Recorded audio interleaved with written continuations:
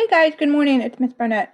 It is Monday morning. I wanted to go over the notes that we're taking today for anyone who needs to review them or needs an extra example or just wants to listen to them again. Okay. So we're going to take everything we've learned about rectangles and parallelograms and triangles, and we're going to apply that into our next learning target, which is, and today's the 21st, I can decompose a compound shape to find the area of that shape. All right. So there's a couple really important vocabulary words in this learning target. One of them is decompose. And then the other one is compound shape. We're going to go over some of those vocabulary words. All right. Remember, you can always pause this and go as needed because some of the stuff I've already written down, so I might move a little bit fast, but you can always pause the video, okay? So the first vocabulary word I wanted to talk about was decompose. All right, and I'm not talking about a dead body here. We're talking about geometry. Okay, so decompose in geometry terms is to take something apart or to separate.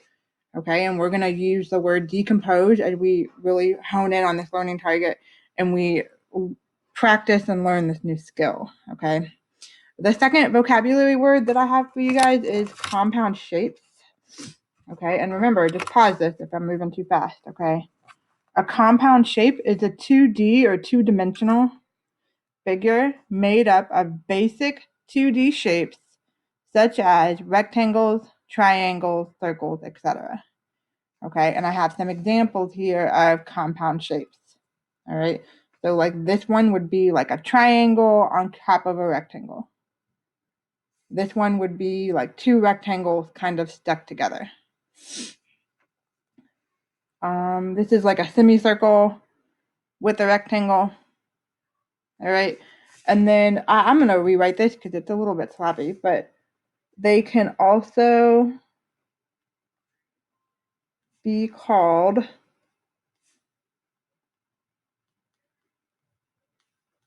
composite shapes. And that's really important that you write that down. Okay. Because sometimes people use the vocabulary word composite instead of compound. And I need you to know that they're the same thing. Okay. If I say compound or composite, they mean the same thing. All right. Trying to think of like some other, like this would be considered a compound shape. Several different rectangles kind of put together.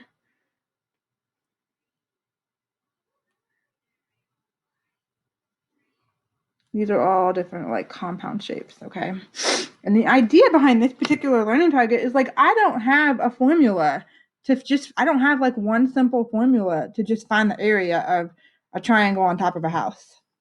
Or I don't have just one simple formula to find the area of an L looking shape, okay?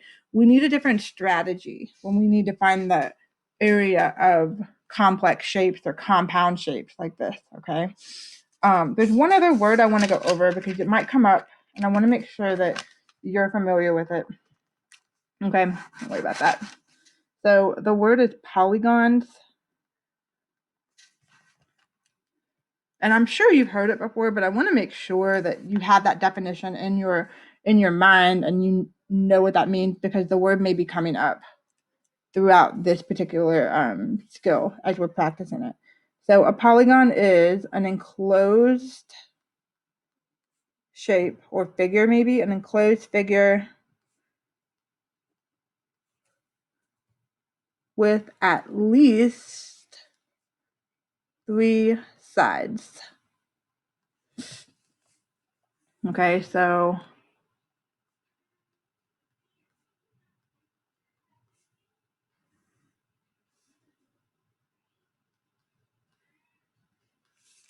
a line or 2 lines, or even like if it has like 5 or 6 different lines, but it never encloses, it's not going to be a polygon.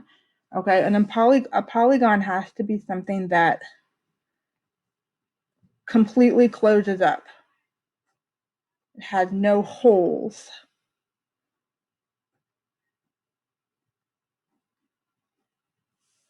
Okay.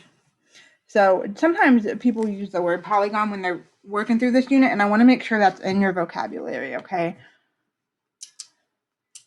So going back to our learning target, I can decompose a compound shape to find the area of the shape. Okay.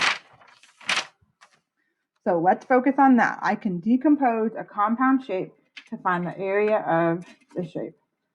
So let's start with this compound shape that we have. Okay, and I want you to try your best to copy it. It doesn't need to be perfect. As always, just do your best.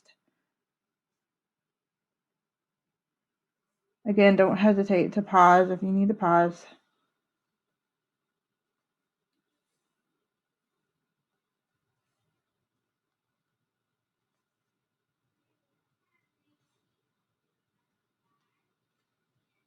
Okay. So when we're finding the area,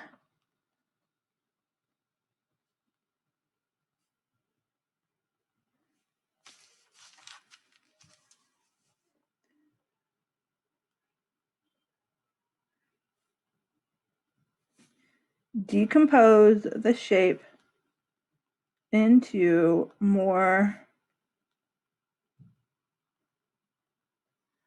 familiar shapes. Okay, so when I'm looking at this, I need to decompose it. I don't have a formula to find the area of this, okay? So when I'm looking at it, I see a rectangle and a triangle. So I'm going to draw a line right here.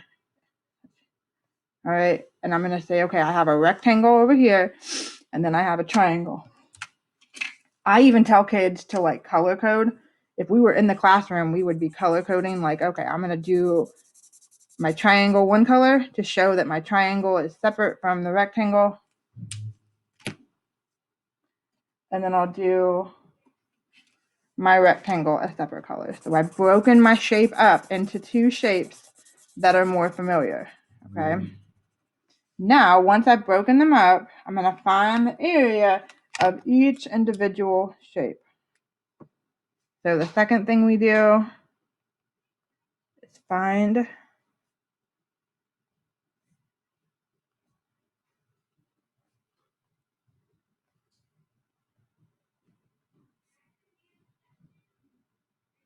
the area of each individual shape. So if I'm looking at this rectangle right here, I know the area of a rectangle is base times height, 5 times 4. It's 20 units squared. Now, if I'm looking at the triangle, I'm going to use my triangle formula.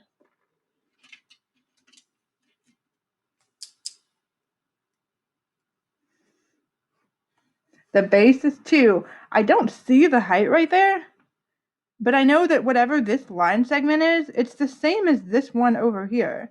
So if this over here is 4, then this one over here has to be 4 too. Okay, so I'm going to use that formula for the area of a triangle, which is base times height divided by 2. So the base is 2, the height is 4. Whatever I get, I'll divide it by 2.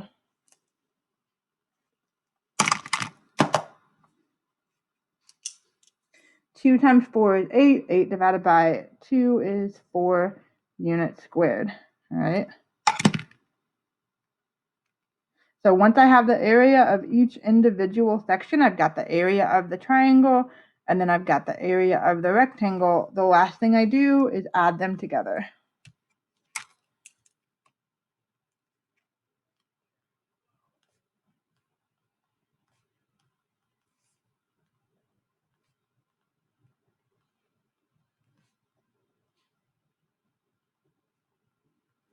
All right. So I add 4 plus 20. And I get 24 units squared. All right. We will keep practicing this. We're going to practice this for at least through the end of the week. All right. To get more familiar with how you can break up shapes and how you can find areas. Sometimes you have missing sides and it makes it a little more challenging. All right. But we're going to keep practicing with this. Please make sure you have all of these notes done. I hope that you guys have a great day. And just let me know if you have any questions. Okay. Thanks for watching.